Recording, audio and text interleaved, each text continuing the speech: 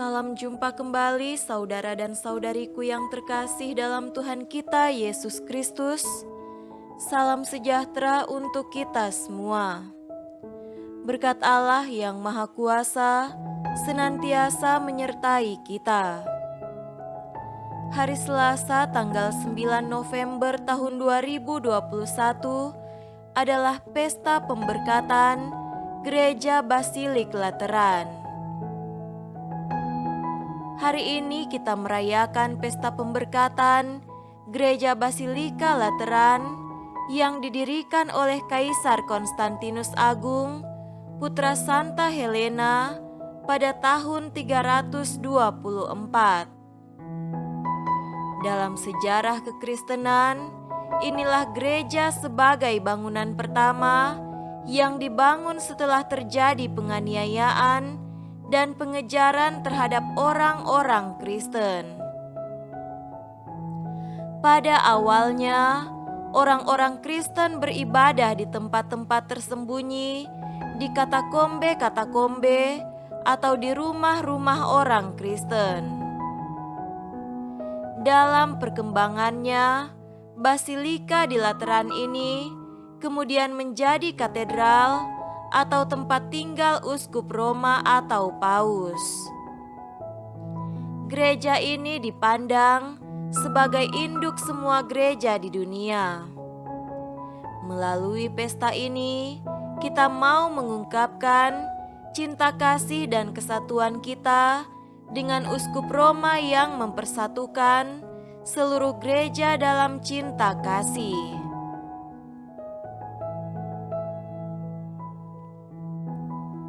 Marilah kita mendengarkan dan merenungkan bacaan-bacaan kitab suci. Bacaan pertama dari Nubuat Yeskiel pasal 47 ayat 1-2 dilanjutkan dengan ayat 8-9 dan ayat 12. Kemudian ia membawa aku kembali ke pintu bait suci, dan sungguh ada air keluar dari bawah ambang pintu bait suci itu dan mengalir menuju ke timur. Sebab bait suci juga menghadap ke timur.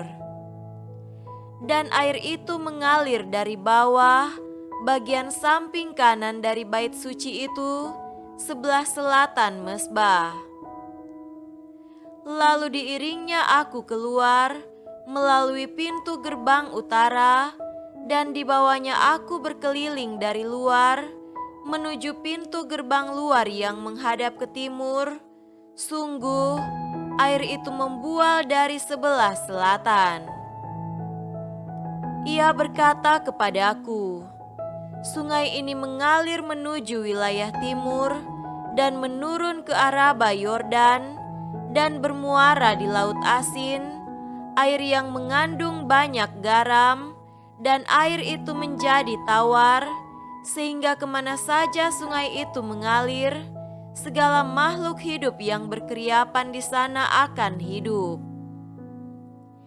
Ikan-ikan akan menjadi sangat banyak, sebab kemana saja air itu sampai, air laut di situ menjadi tawar, dan kemana saja sungai itu mengalir, semuanya di sana hidup.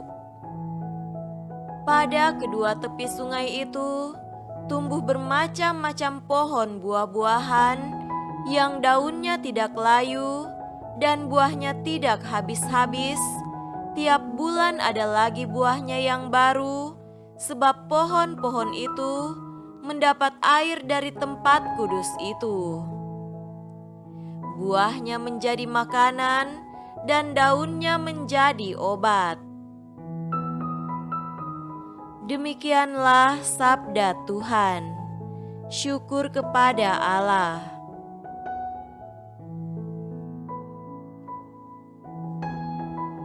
Bacaan kedua dari surat pertama Rasul Paulus kepada jemaat di Korintus, pasal 3 ayat 9b sampai 11 Dilanjutkan dengan ayat 16-17.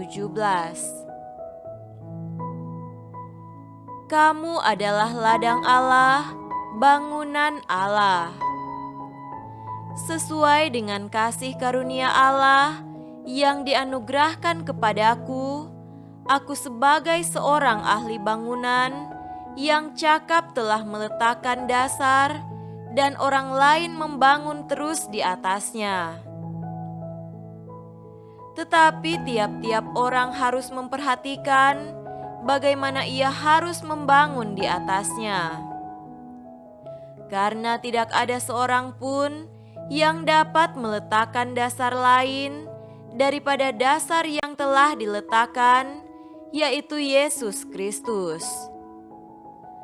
Tidak tahukah kamu bahwa kamu adalah bait Allah dan bahwa Roh Allah diam di dalam kamu? Jika ada orang yang membinasakan bait Allah, maka Allah akan membinasakan dia. Sebab bait Allah adalah kudus, dan bait Allah itu ialah kamu. Demikianlah sabda Tuhan. Syukur kepada Allah.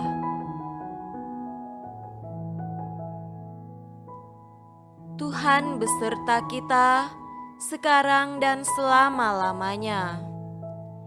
Inilah Injil suci menurut Yohanes. Dimuliakanlah Tuhan. Injil Yohanes pasal 2 ayat 13-22. Ketika hari raya Paskah orang Yahudi sudah dekat, Yesus berangkat ke Yerusalem. Dalam bait suci didapatinya pedagang-pedagang lembu, kambing domba dan merpati, dan penukar-penukar uang duduk di situ. Ia membuat cambuk dari tali, lalu mengusir mereka semua dari bait suci dengan semua kambing domba dan lembu mereka. Uang penukar-penukar dihamburkannya ke tanah, dan meja-meja mereka dibalikannya. Kepada pedagang-pedagang merpati, ia berkata, "Ambil semuanya ini dari sini, jangan kamu membuat rumah Bapakku menjadi tempat berjualan." Maka teringatlah murid-muridnya bahwa ada tertulis, "Cinta untuk rumahmu menghanguskan aku." Orang-orang Yahudi menantang Yesus, katanya, "Tanda apakah dapat engkau tunjukkan kepada kami bahwa engkau berhak bertindak demikian?" Jawab Yesus kepada mereka, "Rombak bait Allah ini, dan dalam 3 hari Aku akan mendirikannya kembali." Lalu kata orang Yahudi kepadanya, 46 tahun orang mendirikan bait Allah ini, dan engkau dapat membangunnya dalam 3 hari? Tetapi yang dimaksudkannya dengan bait Allah ialah tubuhnya sendiri. Kemudian, sesudah ia bangkit dari antara orang mati, barulah teringat oleh murid-muridnya bahwa hal itu telah dikatakannya, dan mereka pun percayalah akan kitab suci dan akan perkataan yang telah diucapkan Yesus. Demikianlah sabda Tuhan. Terpujilah Kristus.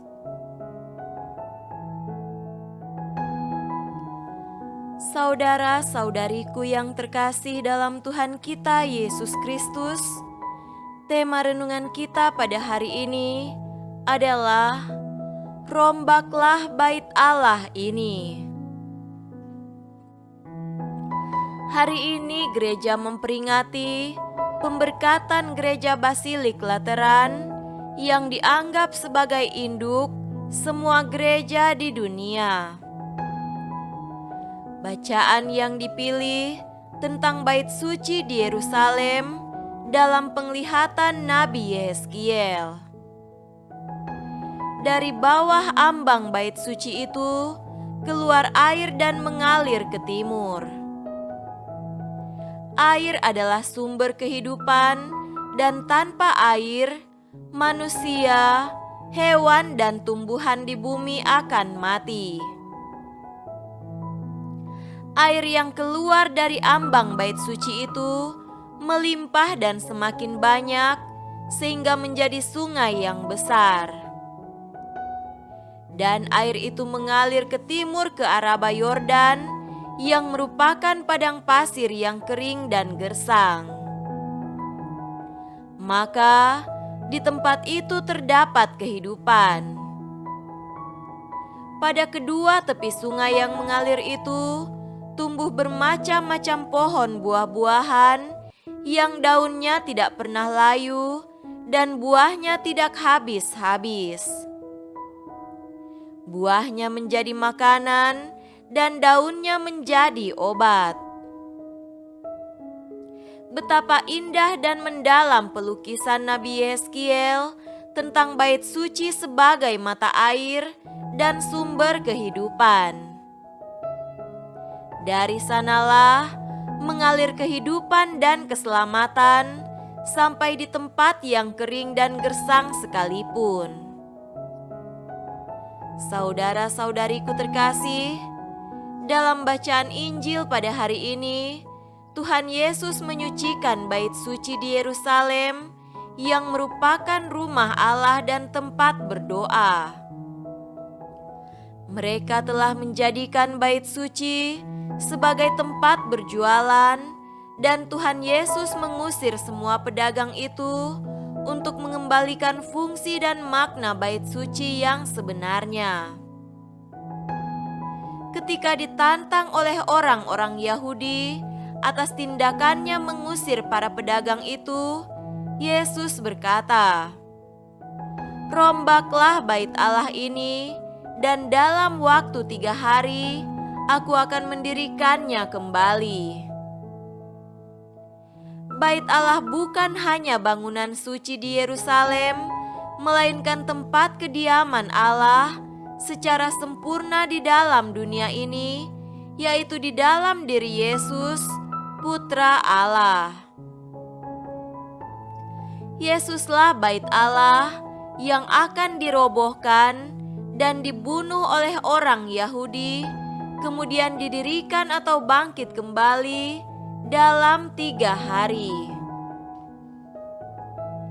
Saudaraku terkasih, kita bersyukur bahwa Allah berkenan tinggal dekat dengan kita di dalam bait suci atau rumah Allah, yaitu gereja tempat kita berkumpul dan berdoa. Dan terlebih Allah tinggal bersama dengan kita di dalam kehadiran Yesus Kristus Putranya, yang rela menjadi sama dan senasib dengan umat manusia, kecuali dalam hal dosa. Tuhan Yesus adalah bait suci, tempat kita dapat berjumpa dengan Allah untuk mendapatkan aliran berkat, bagaikan aliran sungai kehidupan, supaya menghasilkan banyak buah. Semoga demikian. Amin.